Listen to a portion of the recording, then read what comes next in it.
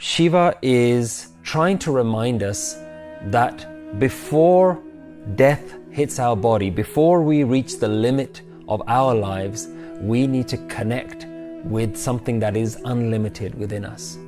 The iconography of Shiva is very interesting. You see Shiva as someone who has a snake coiled around its neck, and his skin is always this blue color because his skin is covered in ashes. And all of those represent something for us to learn. Shiva really reminds us that death is always around our necks, and at any time the snake of death can bite. And the blue skin that is covered in ash represents that everything that you know and everyone is eventually going to turn to dust. Everything that we experience in our life isn't going to last forever. He is trying to remind us that before death hits our body, before we reach the limit of our lives, we need to connect with something that is unlimited within us. Shiva is seen as the highest yogi, as the one who has started all schools of yoga, the one who brought all yogic wisdom to mankind. And he's not just a yogi. He is a yogi and a family man at the same time. He has a partner and he has children. And his partner is called Parvati or Shakti. There's a beautiful line from Guru Nanak Dev Ji, Jeh dekhan teh rav rahe Shiv Shakti ka mel. Wherever I look, I see the divine permeating as the union of Shiv and Shakti. You can understand Shiv Shakti as conscious and unconscious, the yin and yang of life, creativity and destruction, masculine and feminine. And if the whole of the universe is a combination of both of these things, then it means that you are also a combination of these things. Look, in your own life, there have been so many times where you've had to be creative and destructive, where you've had to be fierce and gentle. There are times to be serious and there are times to be playful. At times you've demonstrated masculine traits and at other times you've demonstrated quite feminine traits. So you are already a perfect balance of both of these qualities, and both of these are flowing through you harmoniously. But the most important thing to remember, and the wisdom that the Guru is starting to give us here, neither of these are yours. Shiv and Shakti do not belong to you. Your soul, your consciousness, your life force, and your body is something that is not yours. You know, sometimes you hear people say that you've come into this world with nothing and that you leave with nothing. I think it's slightly different than that. You came into this world with quite a lot, but you must leave with nothing. Think about it. When you were born, you came with a body. You came with a mother and father, and maybe when you were born, your parents took you home so you had a home to go to. They wrapped you in nice clothes and they gave you food to eat. So when you came into this world, you came into a lot of different things. But when you leave, you must leave it all behind. Absolutely nothing can go with you. So we're all walking around with this idea, this misconception, that life is about gaining things. The spiritual master, Shiva, knows that life is really about losing things.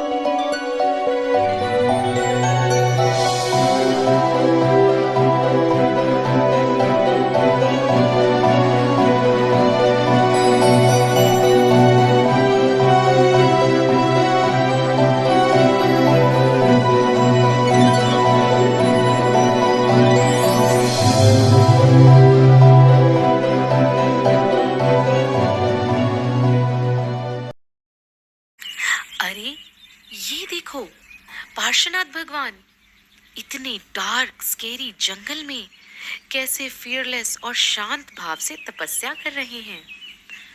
अरे ये क्या, अचानक ये इतनी तेज बारिश क्यों होने लगी? ओह, ये तूफान कहाँ से आ गया? इतने लाउड स्केरी थंडरस्टॉर्म्स। ये तो जोर से स्टॉर्मी हवा चलने लगी, हेलस्टोन्स भी गिरने लगे। ओह, अब तो पत्थर भी गिरने लगे। What is going on? अरे अरे वो देखो, संवर नाम के देव बहुत गुस्से में ये सब कर रहे हैं, पार्श्वनाथ भगवान को ट्रबल करने के लिए। लेकिन इतनी स्क्वेरी सिचुएशन में भी भगवान तो एक इमूवेबल माउंटेन की तरह बिना हिले डुले उसी शांत भाव से अपनी आत्मा के ध्यान में लीन है। अरे ये बारिश का पानी तो चारों ओर से अपने फणों से, अपने हुड से ढक लिया, भगवान को अपने सर पर उठा लिया और उनके उपसर्ग को दूर किया। ये तो धर्मेंद्र देव और पद्मावती देवी हैं। जय हो पार्श्वनाथ भगवान की। What an amazing incident! लेकिन ये संवर देव को भगवान पार्श्वनाथ से ऐसी क्या प्रॉब्लम थी जो बिना किसी रीजन के उन्होंने उनके लिए इतनी प्रॉब्लम्स क्रिएट की? और ये धर्मेंद्र पद्मावती, ये कौन है जिन्होंने आकर भगवान का उपसर्ग दूर किया? इन सब बातों को जानने के लिए चलो जानते हैं भगवान पार्श्वनाथ की प्रीवियस बर्थ्स की कहानी। पार्श्वनाथ भगवान अपने 9 बर्थ्स पहले मरुभूति नाम के पर्सन थे और उनके बड़े भाई का नाम था कमठ। कमठ ने एक दिन बहुत गुस्से में अपने भाई मरुभूति को एक बहुत बड़े पत्थर से मार दिया और वो पत्थर इतनी जोर से लगा कि मरुभूति के प्राण ही निकल गए। इतनी टेरिबल हिंसा के कारण Kamath he became a cruel snake in the next birth, and Marubhuti, he became a very sober elephant. Due to hatred from previous life, उस सांप ने, उस snake ने elephant को bite कर दिया and the elephant died right there. वो हाथी मतलब जो मरुभूति का जीव था ना, वो मरने के बाद स्वर्ग में देव बना और वो क्रूअल स्नेक नरक चला गया। बच्चों, हम जैसा सोचते हैं, जैसी फीलिंग्स, जैसे थॉट्स या जैसे भाव करते हैं, वो सब हमारे संस्कार बन जाते हैं। It becomes our instinct and our habits, जो कि हर लाइफ में हमें इन्फ्लुएंस करती हैं। कुछ ऐसा ही हुआ उस कमठ का रहा। तो स्वर्ग की आयु पूरी करके वो देव फिर से मनुष्य गति में विद्याधर बने और वो स्नेक जो नरक गया था ना, वो फिर से स्नेक बन गया। विद्याधर जब मुनि बनकर तपस्या कर रहे थे जंगल में, तो उस क्रूअल स्नेक ने उन्हें स्वॉलो कर लिया, निगल लिया, स्वॉलो कर लिया, निगल लिया। विद्याधर जो थी वो शांत भावों से मरकर जिनेंद्र देव की भक्ति करने वाले देव बने और वो जो क्रूअल स्नेक था वो फिर से नरक गया। अपनी देव आयु पूरी करके मरुभूति फिर क्या बने? वो बने चक्रवर्ती राजा वज्रनाभि। और वो जो कमठ का जीव था जो नरक गया था, वो बन गया एक भील जो कि जंगल में रहता था। अब इस लाइफ में भी राजा वज्रनाभि बहुत भक्ति करते थे और एक दिन उन्होंने मुनि दीक्षा ले ली। वो फॉरेस्ट में तपस्या, देखते ही उसे बहुत गुस्सा आया और सोचो, बिना बात के उस भील ने तीरों से उस मुनि महाराज को घायल कर दिया। मुनि महाराज शांत रहे और उन्होंने समता से समाधि मरण किया। इसलिए वो मुनि महाराज फिर से देव बने और वो भील एक बार फिर से नरकों के दुख भोगने के लिए नरक चला गया। अब इसकी नेक्स्ट लाइफ में मरुभूति का जीव महामंडलीक राजा बना और कमठ का जीव नरक से निकलकर क्रूअल लायन बना। महामंडलीक राजा तो इस लाइफ में भी बहुत भक्ति करते थे और उन्होंने मुनि दीक्षा ली और क्या किया मालूम? उन्होंने स्पेशल 16 भावनाओं को भाया और तीर्थंकर प्रकृति का बंद कर लिया। उन्होंने अपने थॉट्स, अपने इंटेंशंस को बहुत और वो क्रूअल लायन वहीं से जा रहा था। अभी भी उसकी हेट्रेड कम नहीं हुई थी और उसने मुनिराज को खा लिया। मुनिराज अब भी समता। इंद्रदेव की आयु पूरी करने के बाद उनका बर्थ हुआ के किंग इंद्रदेव बने और हिंसा करने से लायन तो नरक चला गया। इंद्रदेव की आयु पूरी करने के बाद उनका बर्थ हुआ प्रिंस पार्श्व कुमार बनकर। इस भव में मतलब इसी लाइफ में पार्श्व कुमार क्या बनेंगे? बताओ बताओ। तीर्थंकर, सही कहा। रॉड तापसी मतलब फेक में पार्श्व कुमार क्या बनेंगे? बताओ बताओ। तीर्थंकर, सही कहा। And on the other side कमट का जीव बन गया एक फ्रॉड तापसी मतलब फेक तपस्या करने वाला। एक दिन प्रिंस पार्श्व कुमार अपने फ्रेंड्स के साथ कहीं जा रहे थे तो उन्होंने देखा कि ये तापसी पंचाग्नि तप कर रहा है, मतलब 5 डिफरेंट प्लेसेस पर फायर जलाकर यज्ञ कर रहा है। पार्श्व कुमार को एक स्पेशल नॉलेज थी, अविधि ज्ञान, और उन्होंने उस ज्ञान से जाना कि जिस फायरवुड को वो तापसी यूज कर रहा है जलाने के लिए, उसमें तो नाग नागिन जल रहे हैं। दयालु और जीवों की रक्षा करने वाले पार्श्व कुमार ने तापसी से कहा कि प्लीज वो लकड़ी को ना जलाए, क्योंकि उसमें तो नाग अरेस्ट करने पर भी तापसी नहीं माना और उसने गुस्से में अपनी एक्स लेकर उस लकड़ी को ही कट कर दिया और बोला, बताओ कहाँ है इसमें नाग नागिन। और उस वुड में से घायल, इंजर्ड, छटपटाते नाग और नागिन का पैर निकला। नाग और नागिन को मरता हुआ देखकर पार्श्व कुमार ने उन्हें नमोकार मंत्र सुनाया। नमोकार मंत्र सुनते हुए नाग नागिन मरकर धर्मेंद्र और पद्मावती नाम के देव और देवी बने और वो तापसी अपनी नेक्स्ट लाइफ में संवर नाम का ज्योतिष देव बना। पार्श्व कुमार ने बहुत से जीवों की रक्षा की। उनका कल्याण के हेट्रेड और वैर के संस्कारों की वजह से विदाउट एनी रीजन हर भव में पार्श्वनाथ भगवान पर उपसर्ग करता रहा और पार्श्वनाथ भगवान हर लाइफ में बिना रिएक्ट किए शांत भाव से आत्म साधना करते रहे और धीरे धीरे क्या बन गए? இந்த பணத்தை பத்தி கேட்டா நிறைய பேர் நமக்கு 2 அறிவுரைகள் தான் சொல்லுவாங்க. ஒன்னு அதிகமா செலவு பண்ணாத அப்படின்னு, இன்னொன்னு கொஞ்சம் சேமிச்சு வச்சுக்கோ அப்படின்னு. ஆனா இதையும் தாண்டி இந்த பணத்தை பத்தி தெரிஞ்சுக்கிறதுக்கு முக்கியமான 5 விதிகள் இருக்கு. அந்த 5 விதிகளையும் தான் இன்னைக்கு நான் உங்களுக்கு சொல்லி தர போறேன். ஜஸ்ட் மேன் ஆஃப் பாபிலோன் பணத்தை பத்தின நிறைய ரகசியங்களை சொல்லி தர்ற புத்தகம் இதுதான். இந்த புத்தகத்துல தான் நிலையில தான் அவனுக்கு ஒரு ஞானமே பிறந்துச்சு. ஆமாங்க, இந்த பண விஷயத்துல நிறைய பேருக்கு இப்படிதான். பணம் கையில இருக்கிற வரைக்கும் ஒன்றும் தெரியாது. ஆனா அதை மொத்தமா கோட்டை விட்ட பின்னாடி, ஏமாந்து போன பின்னாடி, அப்பதான் அவங்களுக்கு ஒரு ஞானம் பிறக்கும். அந்த மாதிரி தான் இவனுக்கும் ஒரு ஞானம் பிறந்தது. தன்னோட கையில மிச்சம் இருக்கக்கூடிய தன்னுடைய தந்தை கொடுத்த பாடங்கள் எழுதப்பட்ட அந்த பலகைய அவன் இப்போதான் முதல் முறையா விரிச்சு பாக்குறான். அந்த பலகையில பணத்தை பத்தி 5 விதிகளை அவனுடைய தந்தை எழுதி வச்சிருந்தாரு. அதுல எழுதி இருக்கு, எவ்வளவுதான் பணத்தை சம்பாதிச்சாலும் உன்னை ஏமாத்துறவங்களும் சூழ்ச்சி பண்றவங்களும் உன்னை சுத்தி இருந்துகிட்டே தான் இருப்பாங்க. நீ எவ்வளவு சம்பாதிச்சாலும் அந்த ஏமாற்றுக்காரர்களிடமும் சூழ்ச்சியாளர்களிடமும் சிக்கி கொண்டால் உன்னுடைய பணத்தை உன்னால் பத்திரமாக வைத்துக் கொள்ள இயலாது. அதனால யாராவது உன்கிட்ட ரொம்ப கவர்ச்சிகரமான ஏதாவது ஒரு விஷயத்தை பத்தி சொல்லி உனக்கு அனுபவம் இல்லாத அந்த விஷயத்துல உன்னை இழுக்க பார்த்தாங்கன்னா நீ அந்த இடத்துல ஜாக்கிரதையாக இருக்க வேண்டும்.